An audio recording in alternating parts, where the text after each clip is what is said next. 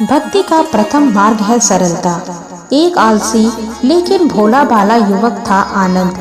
दिन भर कोई काम नहीं करता, बस खाता ही रहता और सोता रहता। घर वालों ने कहा, चलो जाओ निकलो घर से, कोई काम धाम करते नहीं हो, बस पड़े रहते हो। वह घर से निकलकर यूं ही भटकते हुए एक आश्रम पहुंचा। वहां उसने देखा कि एक गुरुजी हैं। उनके शिष्य कोई काम नहीं करते, बस मंदिर की पूजा करते हैं। उसने मन में सोचा, यह बढ़िया है, कोई काम धाम नहीं, बस पूजा ही तो कर रहा है। गुरुजी के पास जाकर पूछा, क्या मैं यहाँ रह सकता हूँ?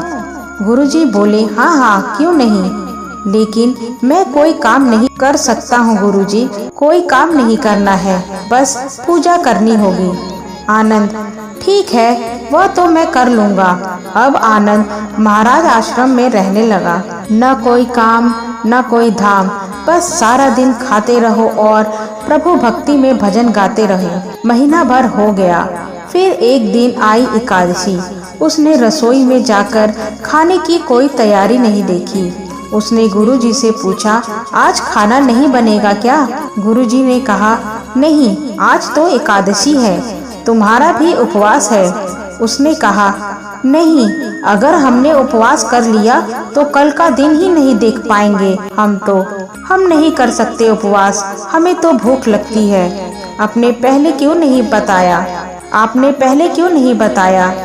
गुरुजी ने कहा, ठीक है, तुम न करो उपवास, पर खाना भी तुम्हारे लिए कोई और नहीं बनाएगा, तुम खुद बना लो। मरता क्या न करता, गया रसोई में। गुरुजी फिर आए, देखो, अगर तुम खाना बना लो तो राम जी को भोग जरूर लगाना और नदी के उस पार जाकर रसोई बना लो। ठीक है। लकड़ी, आटा, तेल, घी, सब्जी लेकर आनंद महाराज चले गए। जैसे तैसे खाना भी बनाया। खाने लगा तो याद आया, गुरुजी ने कहा था कि राम जी को भोग लगाना है। वह भजन गाने लगा, आओ मेरे राम जी, भोग लगाओ मेरे राम। प्रभु राम आइए, श्री राम आइए, मेरे भोजन का भोग लगाइए। कोई न आया तो बेचैन हो गया कि यहाँ तो भूख लग रही है और राम जी आ ही नहीं रहे। भोला भाला मानस जानता नहीं था कि प्रभु साक्षात तो आएंगे नहीं, पर गुरुजी की बात मानना जरूरी है। फिर उसने कहा, देखो प्रभु राम जी, मैं समझ गया कि आप क्यों नहीं आ रहे हैं। मैंने रूखा सूखा बनाया है और आपको तर माल खाने की आदत है, इसलिए नहीं आ रहे हैं। तो सुनो प्रभु, आज वहाँ भी कुछ नहीं बना है, सबकी एकादशी है, खाना हो तो यही भोग खा लो। श्री राम अपने भक्त की सरलता पर बड़े मुस्कुराए और माता सीता के साथ प्रकट हो गए।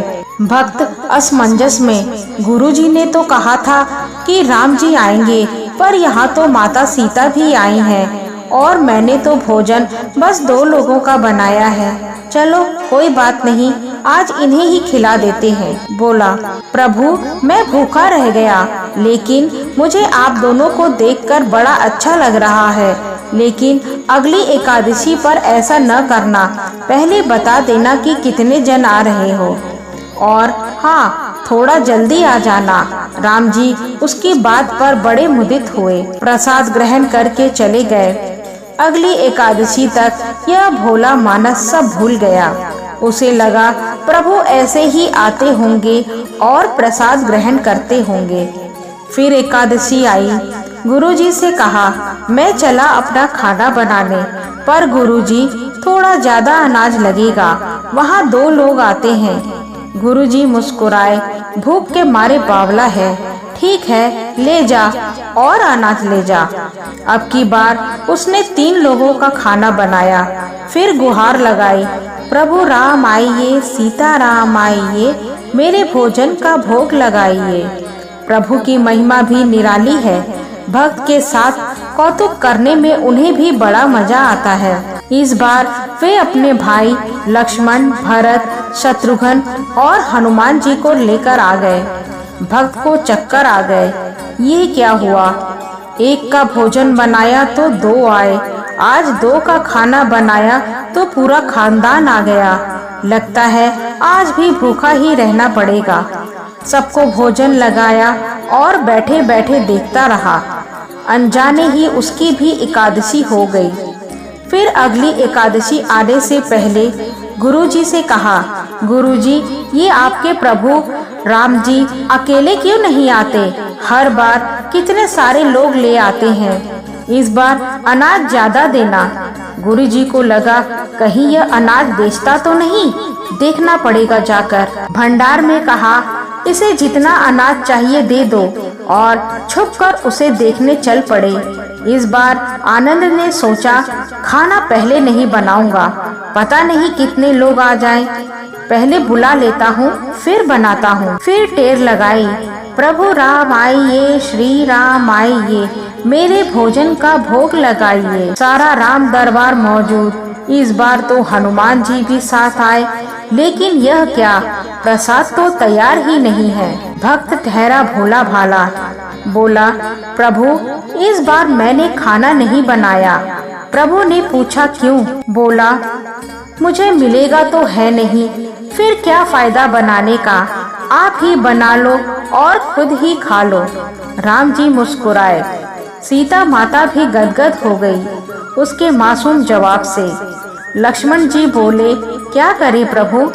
प्रभु बोले, भक्त की इच्छा है, पूरी तो करनी पड़ेगी, चलो लग जाओ काम से। लक्ष्मण जी ने लकड़ी उठाई, माता सीता आटा सानने लगी। भक्त एक तरफ बैठकर देखता रहा। माता सीता रसोई बना रही थी तो कई ऋषि मुनि यक्ष गंधर्व प्रसाद लेने आने लगे। इधर गुरुजी ने देखा खाना तो बना नहीं, भक्त एक कोने में बैठा है। पूछा, बेटा क्या बात है, खाना क्यों नहीं बनाया? बोला, अच्छा क्या गुरुजी आप आ गए, देखिए कितने लोग आते हैं प्रभु के साथ। गुरुजी बोले, मुझे तो कुछ नहीं दिख रहा तुम्हारे और अनाज के सिवा। भक्त ने माथा पकड़ लिया। एक तो इतनी मेहनत करवाते हैं प्रभु, भूखा भी रखते हैं, ऊपर से गुरुजी को दिख भी नहीं रहे, और यह और बड़ी मुसीबत है। प्रभु से कहा, आप गुरुजी को क्यों नहीं दिख रहे हैं? प्रभु बोले, मैं उन्हें नहीं दिख सकता। बोला, क्यों? वे तो बड़े पंडित हैं, ज्ञानी हैं, विद्वान हैं, उन्हें तो बहुत कुछ आता है, उनको क्यों नहीं दिखते आप? प्रभु बोले, माना कि उनको सब आता है, पर वे सरल नहीं है तुम्हारी तरह, इसलिए उनको नहीं दिख सकता। आनंद ने गुरुजी से कहा, गुरुजी प्रभु कह रहे हैं आप सरल नहीं हैं, इसलिए आपको नहीं दिखेंगे। गुरुजी रोने लगे, वाकई मैंने सब कुछ पाया, पर सरलता नहीं पा सका तुम्हारी तरह, और प्रभु तो मन की सरलता से ही मिलते हैं। प्रभु प्रकट हो गए और गुरुजी को भी दर्शन दिए। इस तरह एक भक्त के कहने पर प्रभु ने रसोई भी बनाई।